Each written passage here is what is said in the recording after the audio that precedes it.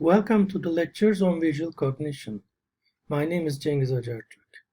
I have been conducting research on visual cognition and eye tracking since the past 15 years.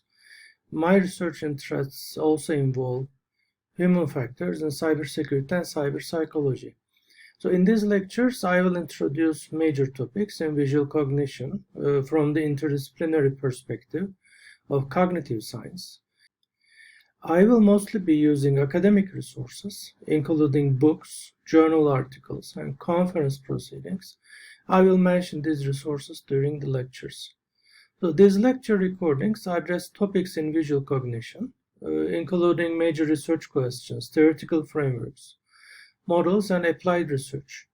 Now let's start with the description of the research problems in visual cognition.